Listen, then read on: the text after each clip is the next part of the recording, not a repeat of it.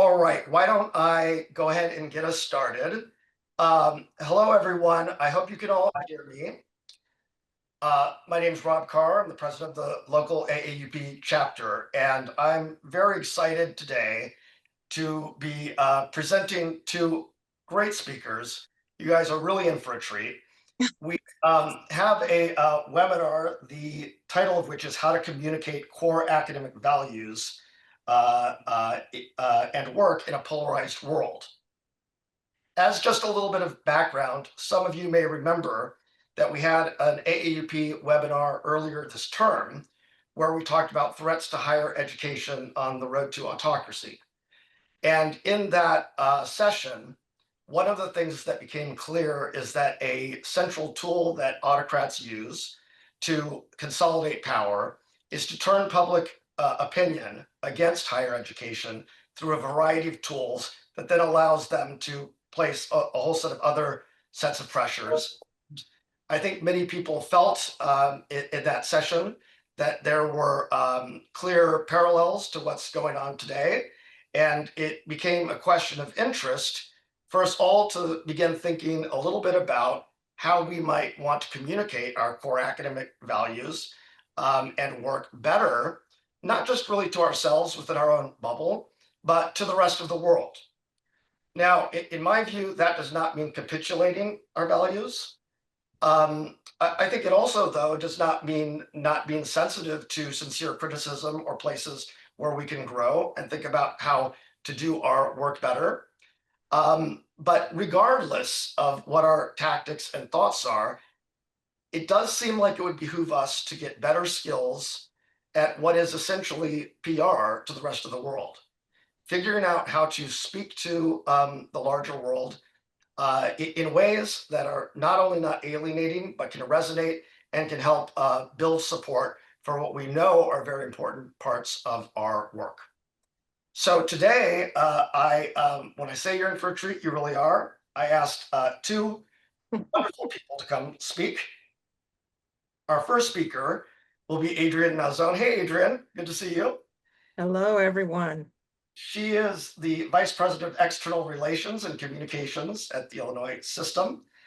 We've known each other for a little while. You will love her. She will be speaking on values and voice with a landscape view.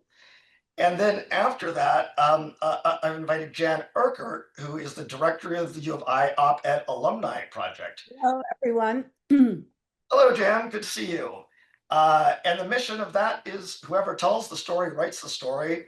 And the topic of her topic is the world needs to know what we do. I couldn't agree more. I should apologize in advance before moving on. I am actually, for complex reasons, double booked, but I want to at least introduce our fabulous speakers. I'm going to turn this session over now to Carol Symes, my incredible vice president. And I hope you all enjoy the two talks. I will be listening to the recordings, and I hope you have a vibrant and useful Q&A, because when speaking to both the speakers, we thought it might be wise to think of this as a conversation starter and really get some ideas from you all as well. So without further ado, I give you the wonderful Adrienne Malzone. And Carol, if you could take it from here. There you are. I'd appreciate it. And good to see all of you. Thanks so much, Rob. And Adrienne, please go ahead and start, Adrienne, when you're ready. Oh, yes. No, great. So I have so I'm Adrienne Malzone, as he said, Vice President of External Relations and Communications. I do have a few slides that we could pop through, and I think he may have oversold this a little bit, but but what I was hoping to do is think about this topic, and I don't have the benefit of knowing where all of your interests might lie. So what I've sort of prepared is what are, a view of sort of the landscape that you are communicating in.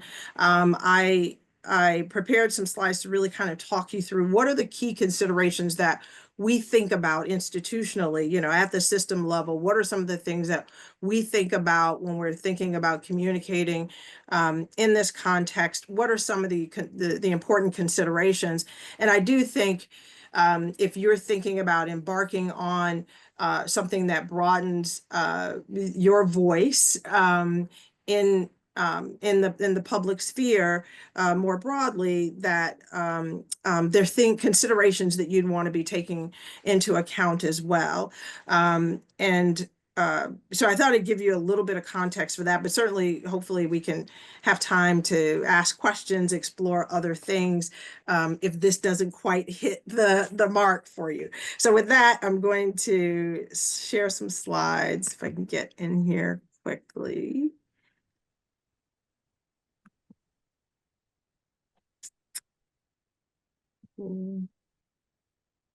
Tell me if you can see those. Let me try to get into share mode here.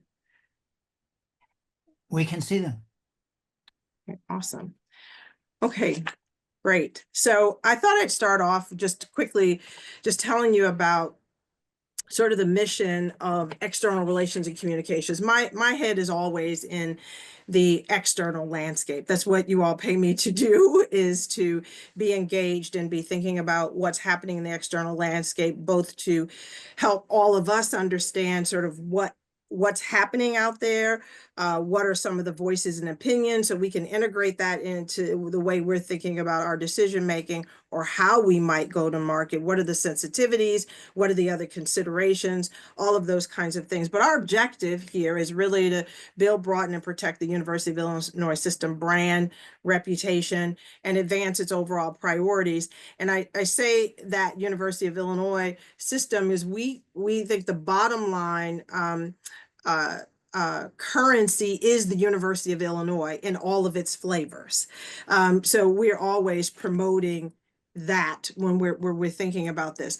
And one of the reasons that we say broaden, and I think it's important for our conversation, is because if we look at some of the data, and I'll tell you a little bit more later about some of the ways that we think about measuring sort of how the public is viewing us, how that's going in our sphere, is we get a lot of credit for great education. We get a lot of credit for the quality of that, those things. It wasn't until I've been here 4 years, 2 years ago, 3 years ago, where innovation even started showing up as one of the top 3 words that people would use for the University of Illinois. And that's been about a lot of intention.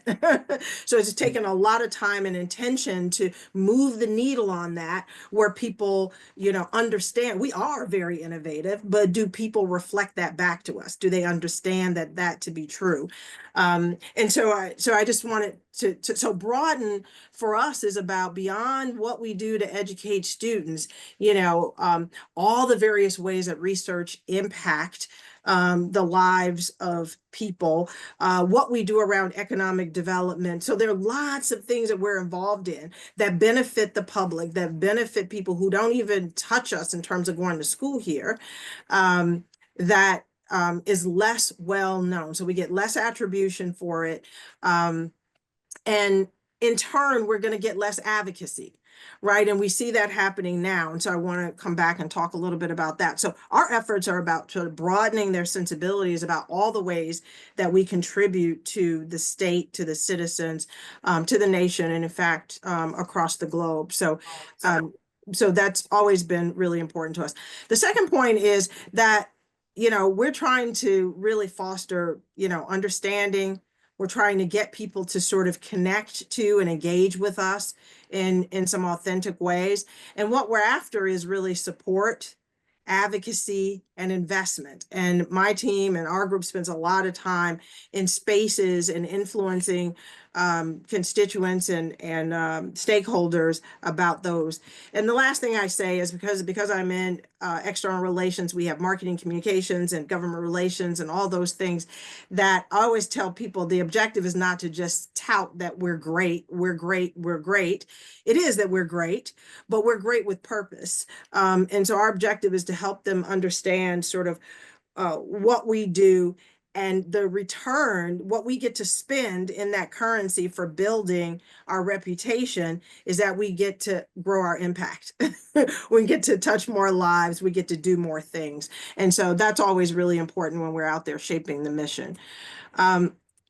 we have three sort of key objectives. So yes, we want to increase our visibility and broaden. I just talked about that. We also spend a lot of time, and this is really important, understand, informing, and influence our government policies in both proactive and reactive, I might say, ways. And that's important to this conversation because I think the way people think about voice, it can span a number of different things, a number of different areas of expertise, how expertise is directly or indirectly applied to other kinds of things that are going on in our sphere.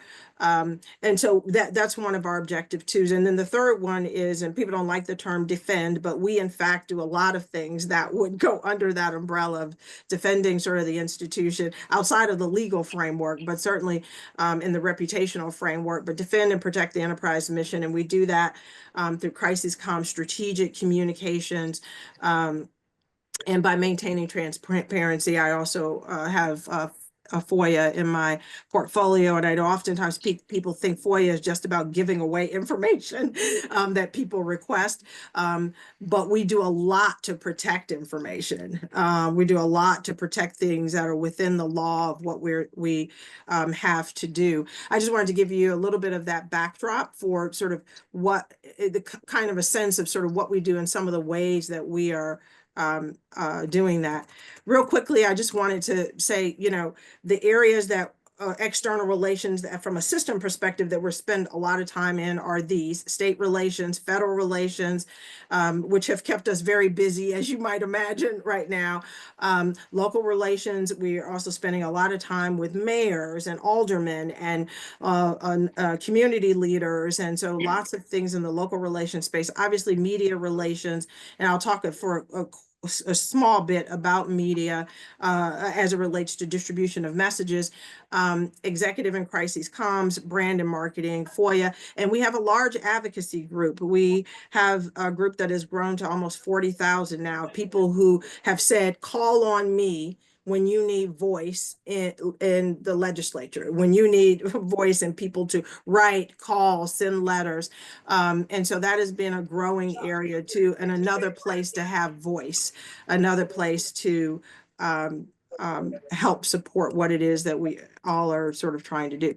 So let's jump into it. So when we're thinking about the way that we're going to market, we think about four things. One is the market. So how do I understand what's happening in the market? Because what's happening out there in the market, and when I talk about the market, I think higher education more broadly, because what happens there more broadly, and particularly the national conversation, impacts us, impacts our ability to break through the noise and get our messages out. Helps us understand what messages seem to be resonating, where are the things that might connect. So understanding the market is really important. So we try to understand that nationally from a higher education perspective. And again, largely with an external view. So I know there are lots of people who are thinking about what the student experience and that internal crucible. We spend all of our time thinking about the larger market view. What's happening in our state? How is what's happening in our state relative to higher education, things that directly impact us, indirectly impact us, or sliding tangentially along the kinds of things that we care about. So we spend a lot of time thinking about that before we ever get to the point. And all these things inform how we think about messaging, how we think about going to market. The second is stakeholders. Who's your audience? Who are you talking to? And really being targeted about that. I've spent a lot of time in higher ed, and I've worked with lots of professors and lots of people thinking about distributing their message. And I'll always ask the question, and I say, well, who do you want to influence? Who are you talking to? Let's understand that first, because that dictates sort of how we want to shape the message so that it's resonant with them. What do we know about them? What do they care about? Why would they care about what I have to say? And then it also then allows us to shape a message that we might put out. And so that gets me to messaging. Then as we understand all those things, then we want to think about what's the content of the message and how do we want to share that so that it'll be heard, so that people will, that it can have the kind of influence or provoke the kind of thinking or whatever it is that we have for intent. And then the last piece is distribution, is how do I get that message out? Where would I do that? And I have a little bit of information to share with you on thinking about that, and what are the vehicles and how to think about where to find the audience that I most want to engage with. So the market. So a couple of things I just say about this. There's a lot out there, and I could spend probably all day talking to you about the broad market. There were a few things that I wanted to just point out. One is that what's happening in the market, and particularly with media, is it's fast-paced and absolutely noisy. So it's so much going on in the market right now, and media, you've seen what's happened to the media market over time, such that they've scaled back. So there are not as many reporters out who are doing reporting on news. Negative news sells. I just call it that, if it's a scandal, if it's a large issue. And so trying to get out positive messages about what's going on, value and impact, have been harder and harder to do. And so we think about that, and we think about that in terms of how we where we want to be, how we structure messages, and importantly, where we distribute them. And then higher ed is just in the crosshairs, and I know we're spending a lot of time right now talking about what's happening federally, but higher ed, this has been a growing concern. So this isn't new in terms of it being in the crosshairs, but rising costs of education, employment outcomes. There's lots of conversation about the ability of graduates to secure high and well-paying jobs. And part of the reason I'm going through some of this is because some of the narratives that we're trying to get out are in these categories, right? How do we put out competing messages, because these kind of messages tend to take over and shape perception in ways that may not all be true. Political polarization, Rob talked about that, and this notion of ideological biases within universities. And so, how do we think about that? How do we shape opinions about that, and what that means? Obviously, there's lots of things around administrative inefficiency. You see some of that coming up with the current federal activity. Academic integrity is still a thing out there. Free speech, tenure, academic freedom. I mean, there is no shortage of things that where higher ed is sitting sort of in the crosshairs, and all of those things have worked to reduce the trust. So we've seen a number of trust indices that speak to trust in higher education has declined, and a lot of those, I read one that was maybe a couple of weeks ago, and I think in 2017 or something like that, the trust index was 60% of people thought, trusted and thought that there was value. And I think it's down to 30% now, over a third of folks. So it's out there and it's declining. And I would argue that a lot of that is because people hear other stories and not our stories. They see what's in the media, they extrapolate what's going on at one institution, or one negative thing that they see at one institution across all institutions. And so there's a lot to compete with when we're talking about what's going on in the market. And then we have all the things that are going on. So that's, broadly, and then what's going on in our state. The one thing that I will tell you is we do a survey every year. So when I get through this, there are some positive news, but we do a survey every year. And one of the things we ask about is about state investment and higher education. When I came here 4 years ago, and this has nothing to do with me being here, I'm just telling you a time frame, but came here 4 years ago, that higher education was fourth behind K through 12, health, And so there are a number of things, and infrastructure, I think, was even before that. And this last survey that we did, higher education has moved up to number 2. And so that's good news that constituents across the state think that investing in higher education is still important, even in the midst of all the negative that has been going on. And so that's a good thing. The second one is about stakeholders or audiences. Who are your audiences? Really understanding what you want to do. And I throw up this slide just to reflect that higher education has the broadest set of audiences, probably of any sector. I worked for the first half of my career was really in consumer packaged goods. I worked for Kraft Foods. I worked on a sexy brand of cottage cheese, sour cream, and dips. And in there, I could tell you exactly who my customer was. I could tell you that it was a female between these ages, what else was in her cart, what she does every day, how many coupons I need to give her. I mean, and then you come to higher ed and this is the picture, right? And so it's broad. One of the things that we've sort of tacitly agreed to with the university marketing and communications is that they spend a lot of time focused on students, parents, academic partners, peer institution, and patients. And it's not that we don't reach them with our messages, but we're external relations. And so we spend a lot of time on all the rest.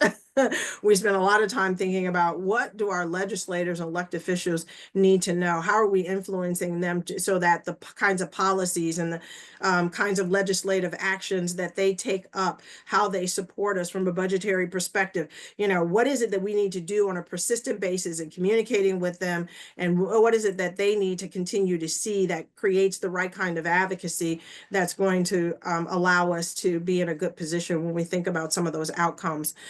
The residents of Illinois and communities, we do a state tour every year. We do a variety of things trying to understand and stay connected. How can we be of value? How is the work that we are doing resonating? Do people know it, about it, understand it? How could we be better at that? Business leaders in industry have a big influence on how we're perceived as an entity, how they talk about us, how they engage with us. So we spend a lot of time in a variety of these areas. And when I talk about distribution, I'll talk about that we spend a lot of time trying to figure out where the right place is to do this. So this isn't about like send out a message and everybody will get it, right? Or everybody will see it. We have to tailor. We have to think about what's important to those various audiences. So I would encourage those who might be on a journey and thinking about what do you want to do? Who are you trying to reach? Who are you trying to influence? And how then do you need to shape your message to get to that? This is another just thing to maybe just be keeping in mind as you're thinking through that is we do this again, this survey, this was 2023. I already had it up in a presentation, but it looks very similar to 24, is when you look across primary sources of where do people get news? And so how is it that I am even influencing? A couple of things to point out here that you see is as you get older, television and television news is still a main source. But as you get younger, it's less so, and things like social media and places like that to get news is growing. But the other observation here is that people are getting news from multiple sources. And so it's kind of all over the board when you look at that. And that's important for us to know when we're thinking about who we're trying to connect to and how do we get messages out? Where are the best places to do that? And which ones work best for what we're trying to do. So that brings me to message. And just a couple of things that I wanted to say here. I've kind of alluded to them in the conversation, is that really the message needs to vary by audience. Who are you talking to? When we're talking to, say, legislators, they're very interested in things like, how the work we do produces inclusive talent and workforce development for the state. How does it contribute to job creation, industry growth, and economic development for the state, for the people of the state? How does it support policy decisions? How is it fueling thriving communities? they know that we, supply high caliber of talent, and they know that our research is important. But, if you go and ask them specifically about some of those things and how they contribute to their outcomes, it's a really narrow view. Even in what I would consider people who are a little bit closer into us. But I say your message, so it needs to be tailored to the audience that you're thinking about. You need to understand what is it that's important to them, and then how do I shape my message so they can hear me. So it's done in terms that they understand, or reflects things that they care about, or creates, like I said, provokes thought. Maybe they care about things, but they care about them with a very narrow lens. Some of what we can do is start to broaden the lens through which they think about how they engage with us, or the work that we do. And so we spend a lot of time thinking about that, and being very intentional about the way we craft sort of messages. And then the other thing I want to say about message is, we try to do our best to lead with values, to be values based in the way we think about our messaging and our decision choices. Um, and I think that's really important, in a complex uh, um, framework landscape that we've talked about. I don't know that we always get it 100% right, but that's always our objective, is to rely back on sort of what do we value, and how does that contribute to how we shape the message. What do we know about our audience? How does that contribute to what's in the message? And so those kinds of things tend to be really important. And I think if you're want to have a voice, or be out there and be heard, that those are things that are really important to think about. And then gets me to distribution. And I alluded to this a little bit on the other slide, where I looked at the age groups and sort of who you're talking to, where are they? But reaching audiences has gotten to be very distributed. And it's hard to think about reaching audiences in, one way. And so what's important and if you look at this chart, we are doing things in all of these spaces. And to be honest, it takes all of this, right, to hit audiences. Now we think about who's where, so we don't do all of these for one audience. We do all of these for multiple different audiences. And we think about all of these things as a integrated network of how we have greater voice. How do we and how do we have consistent voice? And so what Tim says, if you look at the executive communications bubble up here, what Tim says matters, but it matters to how it's aligned with everything else that's on here. When my team goes out and meets with legislators in face-to-face meetings, what they're saying, they're distributing a set of messages. They're influencing the conversation that's happening out there in the world, and building advocacy. And we need all of it. It all matters. It touches a variety of audiences. And in order for us to cover the sphere, it's sort of what's required. And so I'm rounding out here. I did just want to share this with you, is that when we hear all of the rhetoric that's going on out there, what we want to know is we do a lot of work, and it's not just us, because I say, if anybody's relying on their marketing communications or their central groups to carry the water on all of this stuff, it's just not possible. We have small budgets, and this is why this integrated approach is really important, right? We have voice by not just providing marketing things. People always ask me about that. It's not about the billboard, it's about all the things in conjunction with the billboard that matter. And so we try to measure is like, are all the things that we're all collectively doing making any difference? Does anybody, is it changing perceptions? Is it what's growing? And so we've been trying to measure this since 2019.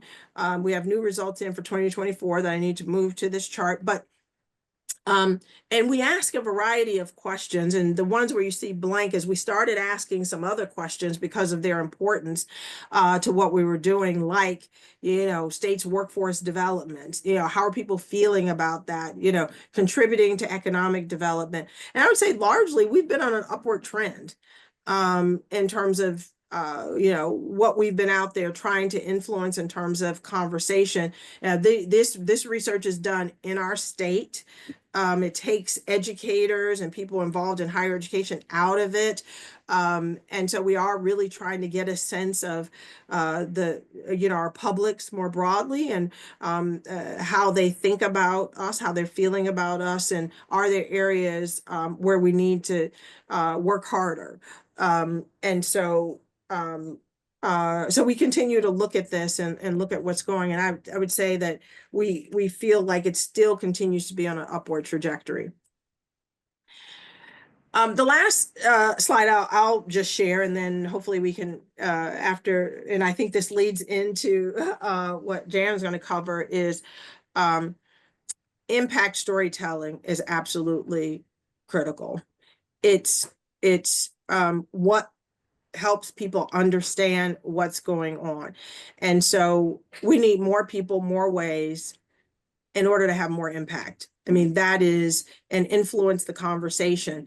And so I really think, and so I know that, people have thought about, what do I want to do in terms of the work that I do? How is the impact of the work I do? And I used to work at University of Chicago, and I worked for the Booth School of Business, and I'm working with faculty there. Oftentimes they're in the midst of sort of research or things. And I say, well, what is the intent, the impact intent? We can talk about that, right? If you're trying to influence the way business is conducted, what a manager in business think about this, even if it's not all the way, you don't have all of the insights, but what we're trying to impact is X, right? And so at public institutions, the agenda and trying to impact society and communities is even more compelling. But our ability to break through that noise lies in part in volume. It's a way to have more persistency, and more consistently having our audience hear, see, and feel sort of the impact of what we're doing. So I don't know what your expectations were of this particular part, and if any of this is really useful, but I thought that's what I'd kind of share with you and give you a sense of sort of how we think about the world, and what are the considerations that what are the considerations when we're thinking about getting into that. So hopefully that was helpful, and hopefully it dovetails right into what Jan is going to share about more. So should I just turn it over to Jan? Please. Thank you so much, Adrienne. Thank you so much. And you. Jan, please. Yeah. So that was really helpful, Adrienne, because it gives me hope. Like, there's so many people thinking in so many big ways about how to get messages out, that sometimes I can feel as an academic, like, what are we doing? So that was really helpful. Thank you. And I'm here to speak to all of you as a fellow academic. Like, this is a time where we need to do maybe some things differently and learn how to speak about our work in maybe different ways. So I know everybody understands that academics and universities are really navigating tricky waters these days, and there's growing a pressure against and disdain for academia at this moment. There's perceptions of elitism, and which sometimes is warranted. And there is an extraordinary proliferation of misinformation not rooted in rigorous processes, whether it be in the arts, humanities, or sciences. So these are times are calling for us to change our ways. Academics have to change our ways right now. Even as important as it is to stay in our bubble and share information with sacred colleagues, we have to figure out how to take the responsibility to share our knowledge about our chosen fields with the public, so they are better formed. And we also have the possibility of truly inspiring the people with the largesse and the import of our work. So I do believe our research holds truths based on our in-depth explorations that we are willing to undertake. And we all know it takes a lot of courage and perseverance and integrity to do the work and stay with it, persevere until a glimmer opens up and new paths draw us to this collective knowledge about the world around us. And this knowledge can be transformational to how people make policies and how our politics work if we can communicate to the larger public. Ida B. Wells said at one point, the way to right wrongs is to turn the light of truth upon them. So we are holders in some ways of truths from what we know in our research at this moment. But how do we share that? How we share that research is which is so complex and detailed and specific with the public without dumbing it down. So we have a lot of talks in the op-ed project about dumbing it down and how we can share it in an exciting way. And I have to say, I've always admired physicists who have to translate mathematical language into a language we can all understand. And of course, Einstein was famous for using images, placing us on a train to see the light and the lightning. So images share common human experiences, and it's one way that we can share our work so they can public can get a glimpse into how we are thinking. And what I've learned about from the op-ed project, which I'll talk a little bit more in specific ways later, but is to turn our research into stories. So stories about why we do what we do, stories about why our research matters, stories about individuals whose lives have been impacted by our research, stories about our work we can tell our children, our significant others, our friends.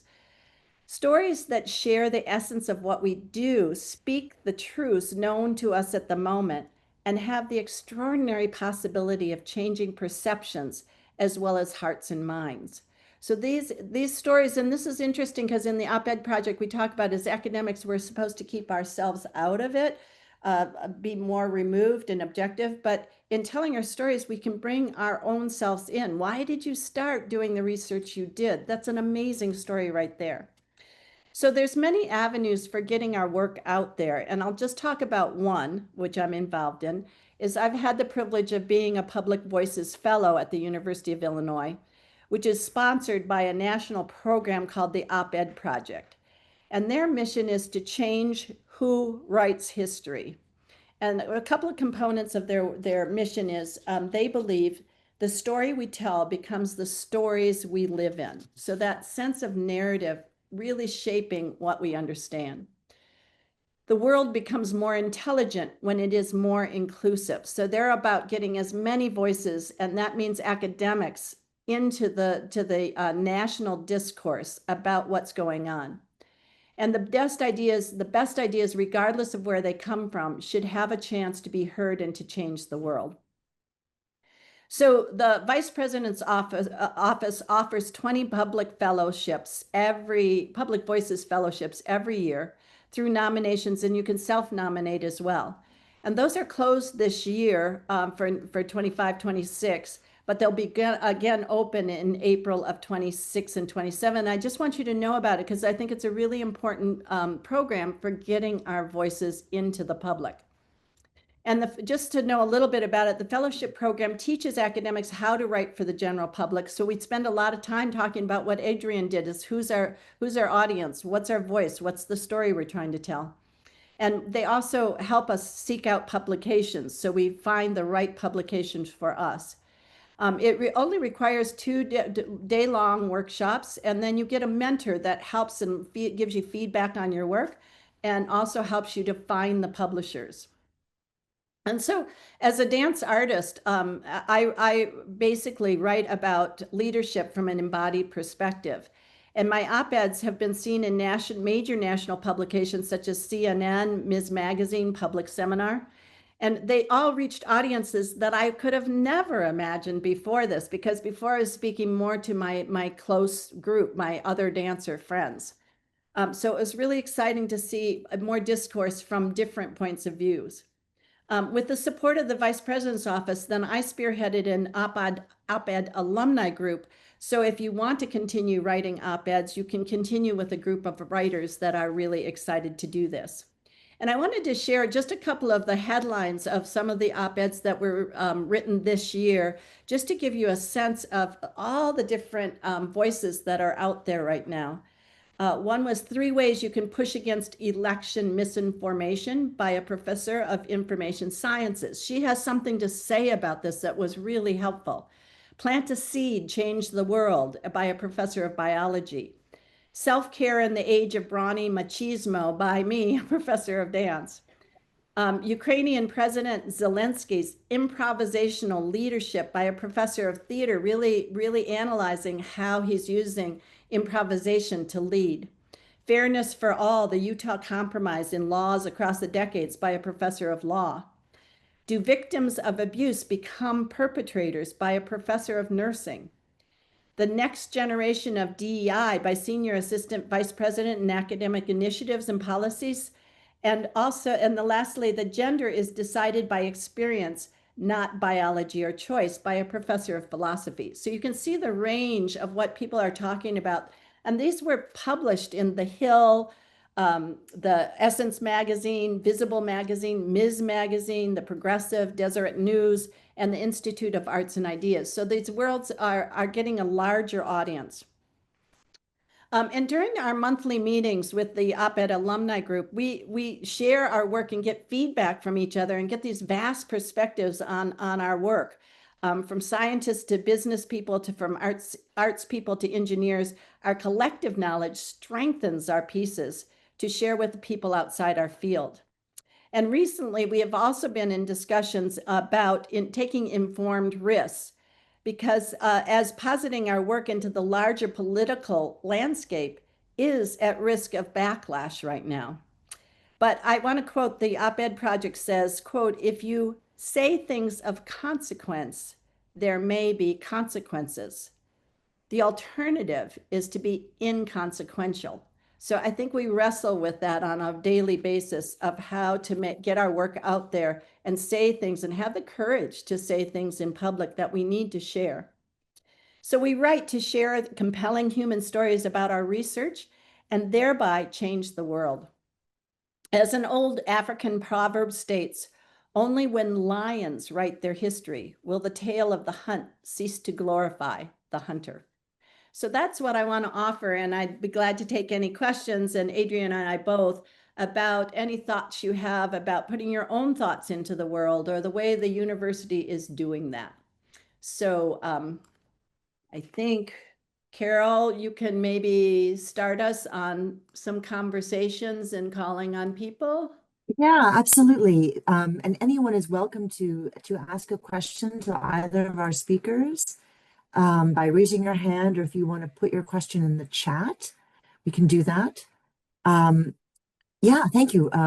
Rick, are you clapping, or you have a question? You're clapping. Excellent. Clapping. You're clapping. I mean, I will just say, since Rob is not here to follow up, we've had a very, very active year. The AAUP in general and our chapter have had a very, very active year. And one of the things that has obviously motivated us is the current, very difficult political situation that you have both alluded to, and that Adrian spoke to very, very specifically about the ways that academia is struggling to make itself heard in the media. And so I think it really is so meaningful to round out this challenging year with the hearing from you both about your expertise and how we can be more proactive participants in and agents in telling stories about our own work. And I think that is such a crucial thing to be doing at this point. Yeah. Anybody want to follow up?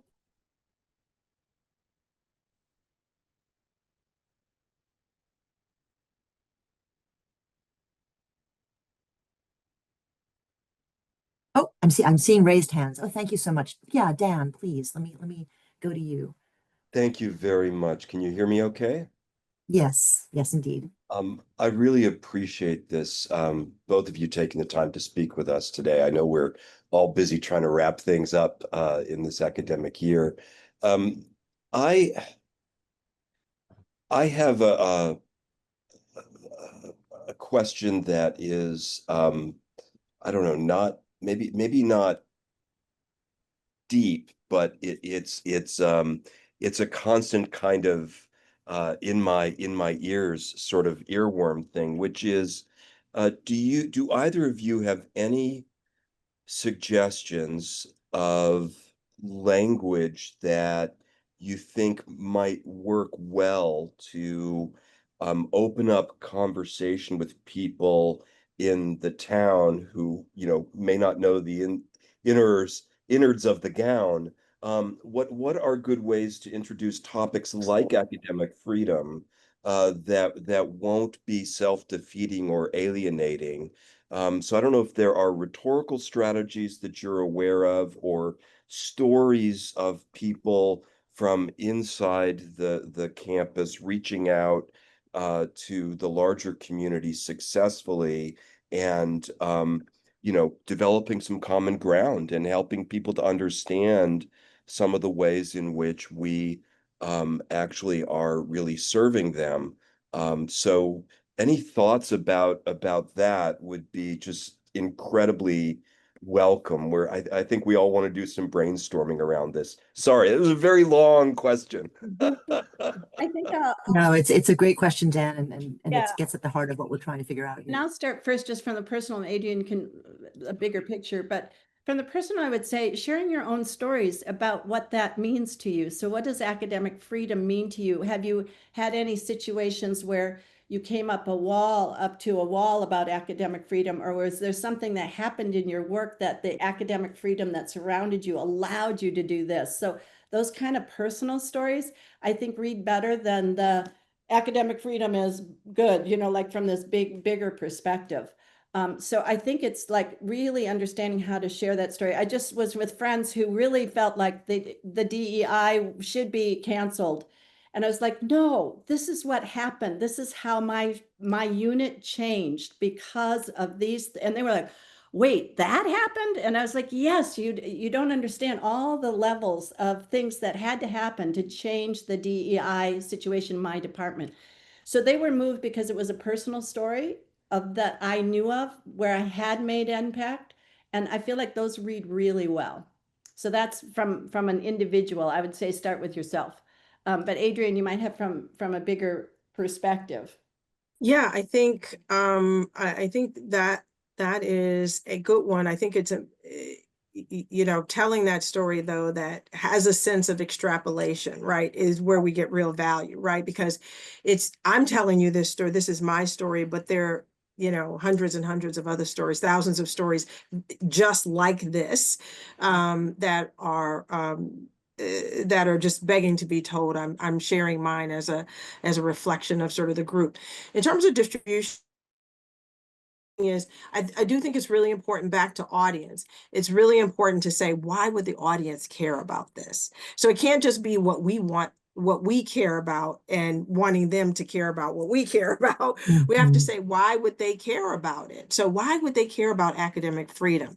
What happens when we lose academic freedom? So not the personal reasons why losing academic freedom, but what has come from academic freedom? What kinds of things have impacted their lives because we've been free to explore and to discover in these important ways?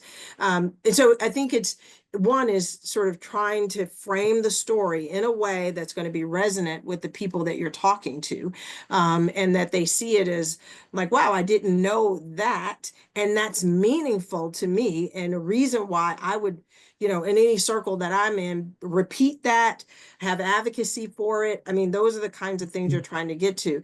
In terms of distribution, so that's about shaping your message. In terms of distribution, I would say there are things like working with the government relations person on your campus, who has local responsibility. And that's a nice place to start, right? And when we get, we think about like our legislative agenda or other things like that, the fight that we're in right now, if many of you don't know, on equity funding, and that will have devastating sort of effects on our institution.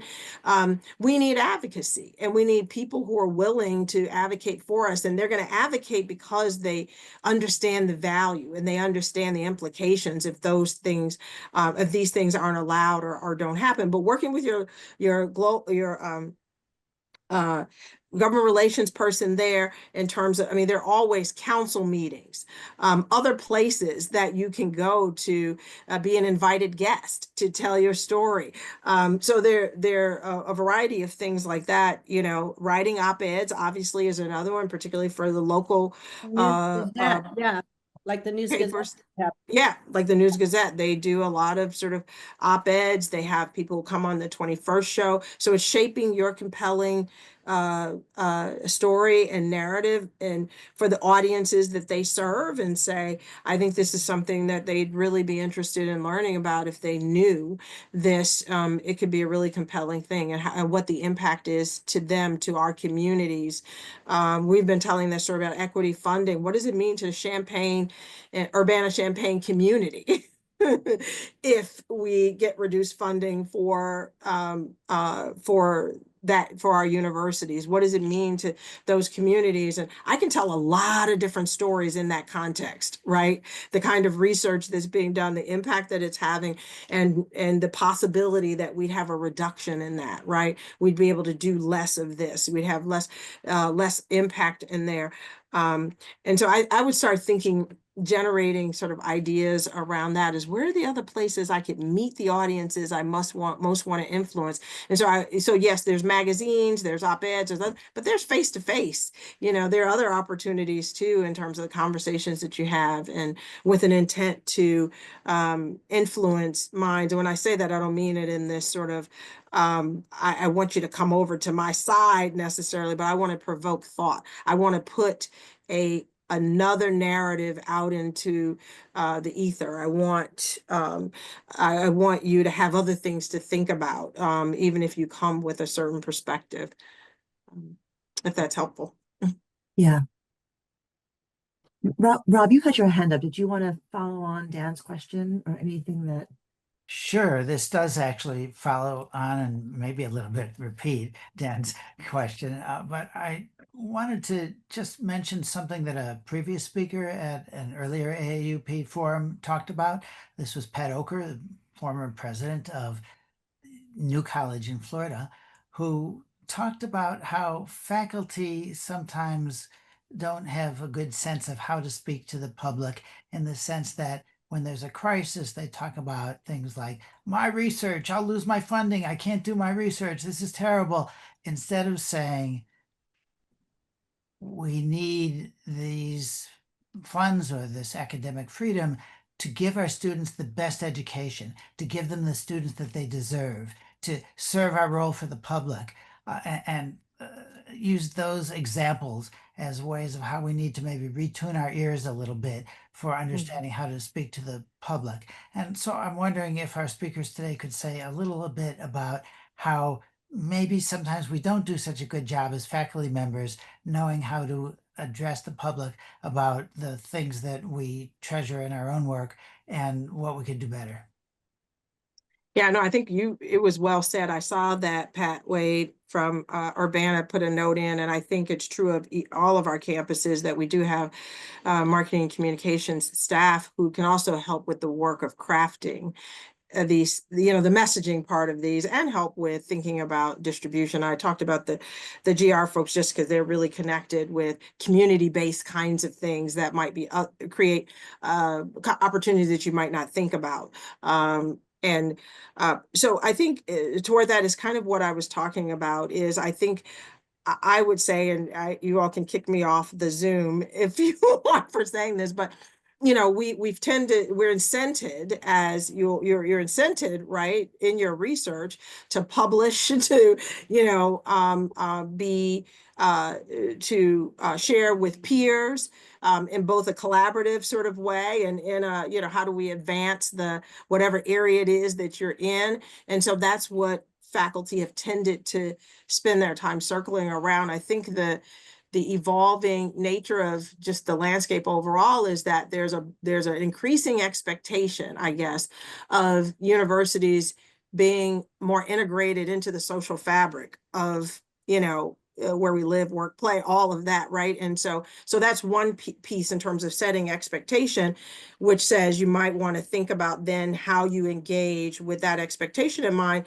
And then the second is that the situation we find ourselves in, right? Where the world more broadly does not get it. They don't understand the impact. And so when that happens, bad things can happen on the other side because they don't value it. They don't give it the right level of attribution to what it can do for not only for our state, but for our country, you know, for our competitiveness, for all of that stuff really matters. But if, you know, it's kind of the, you know, tree in the forest, you know, if we um, aren't able to get it out and get it articulated to the broader public Yeah. in ways that they value. Sorry, Jan. No, I would add, Adrian, that's really helpful that Robert, what you gave is a good example because immediately I'm feeling a loss because my funding is gone. What am I going to do? How am I going to support my people, right? So that is the immediate thing we're all as academics facing right now. But one of the things that always delights me when I meet faculty member is, why do you do what you do? Why did you enter this field? And people get so spirited and so emotional about, like, I'm doing it to save lives, or I love children and I'm figuring out how that children can be safer. Like, there are, like, the why of what we do, what you do is the thing that we need to share. Not that I'm losing my funding, but that this is what is important to me. This is why I do this thing. And that's where I think that kind of sharing of that is just so important, because that's showing that we care about, it's beyond us. It's not about us, it's about the thing we do. And I think that's really, really important. And it's an emotional story that speaks to the heart rather than, you know, I need to do another paper. That doesn't matter to anybody. Yeah, Well said. Yeah, no, beautifully said. And I also think that that really melds together the two different perspectives that Jan and Adrian bring to us, which is that yes, our testimony is important, but that testimony is about what we do and the value that that spreads out into the broader community, not just about, oh, you know, me. That said, I also want to point out, you know, Sean has posted in the chat the fact that that AAUP's own publications highlight stories like this that do get picked up by other press outlets. And I unfortunately am in the unenviable position of having to run this meeting, and we have actually a little bit of business that we have to take care of before we run out of time entirely, which is to elect our elective officers. And this is very important, and I'm just putting this in the chat. This is part of our bylaws, is our local chapter of the AAUP. That another a reason to not just belong to the AAUP, which many of the people on this call do, but to encourage others to join the national organization, is because the dues that we pay, and the dues are allocated on a sliding scale depending on your salary. And it can look a little bit hefty. You know, it can run to a few $100 if you were sort of at the upper end of the pay scale. But that money goes to the litigation that the AAUP is currently involved in right now to try to claw back money for the NEA and the NEH from the current Trump administration. It goes to defending and protecting colleagues and institutions outside of Illinois as well as here in Illinois. That are standing up for colleagues who have been summarily fired. You know, we know that we're all in a precarious position. Here in Illinois, one could arguably say we have been less personally impacted by some of these things because of the state legislature's protection of a lot of our funding, because of our administration's vocal support for what we do. But that we cannot rest in the knowledge that that's always going to continue. So this is both a reminder that we have to vote on our slate of officers, but also that we need to really continue to support what the AAUP does. So with that in mind, the nominating committee for our local chapter has put forward a slate of candidates. In this case, for re-election in all cases. Rob Carr is our current president. I have been serving as vice president, and Rick and Bill Williamson have been serving as our secretary and treasurer. So this is a slate for renomination and reelection.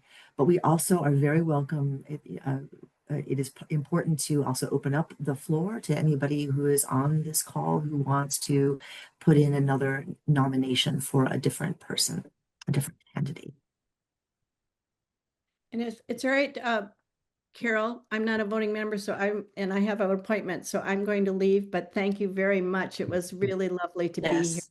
Jen, Oh, thank you so much. same. Thank you, Adrian, so All right, much. no problem. Thank Really you. appreciate Please it. reach out if you have Your time other and your questions that you, expertise. in other ways you think we could be supportive on your journey. Yeah, it was great to hear from you again. Thank All you. right, take Into the care. op-ed project. Bye, everybody. Bye-bye. Bye-bye. Thank you. Thank you. So with members present, do I hear or see in the chat any other nominations for these important offices? If no nominations are forthcoming,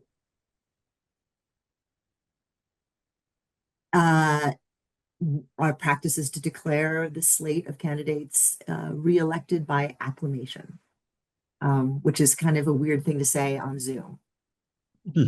Yay, acclamation. Thank you. Thank you, everybody. And I want to also say a true heartfelt thanks to Rob Carr, who had to leave, for his leadership this year, to all the members of the AAUP Policy Committee. Many of whom you can see on your screens here, Rick, David O'Brien, Dan, and many others. We meet very regularly to talk about unfolding events and to troubleshoot and to support one another. Normally this meeting would conclude by a report from the current president, but since Rob isn't here and I haven't prepared a formal remarks, what I will just say to the folks here is that in addition to regular meetings of the policy committee and to the events that we have hosted, that are public events and webinars in the last semester, Rob has been instrumental in forming an informal leadership council, which has representatives from our student governance, from the GEO, from CAFT, so constituencies from all over campus that are affected in any way by the policies of the Trump administration and by funding cuts. And we meet every other week and we'll continue to meet occasionally during the summer. So even though we're trying to wrap up the year, I want to assure everybody that we're not asleep at the wheel and that we are continuing to, continuing to keep our eyes on the ball. Dan, do you want to say something about that? Very quickly, the Yep. plan is to continue meeting every other week in the summer, unless something happens to change that. But we're not scaling back the frequency of meetings. So right now it's 11 a.m. on Fridays every other week. Thank you so much, Dan. And again, you can get in touch with me, with Rob, with any of us if you would like to meet with that committee or bring concerns to that committee. We're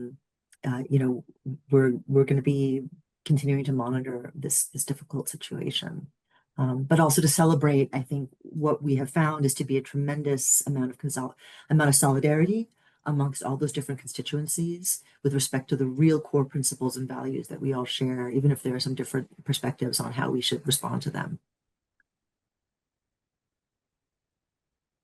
Well, all right. Thank you so much, everybody. And I hope what we heard today from our guests is really helpful for people to think about. I'm thinking it might be a great idea to get together focus groups of folks and in different disciplines to brainstorm ways, like how can math respond, what can computer science say, are there ways that we could kind of pool our knowledge and ideas to sort of lift up the work that we do in our specific units. Not that that's the only way to do this, but that's sort of one way we could think about doing that. So that another idea that we can continue to talk about from here on in. Thank you, Carol. Yeah. Anything else that anybody wants to say before we need to close out? Hooray, it's the last day of the spring semester. It's the last day of the spring semester, and I know everybody is exhausted. But again, thank you so much, everybody, everybody in the chapter, especially everybody in the policy committee, and our longstanding officers and emeriti officers, who are so essential to what we do here. And just wishing everybody a healthy, mentally healthy, happy summer. And we'll see you. We'll see you when we see you.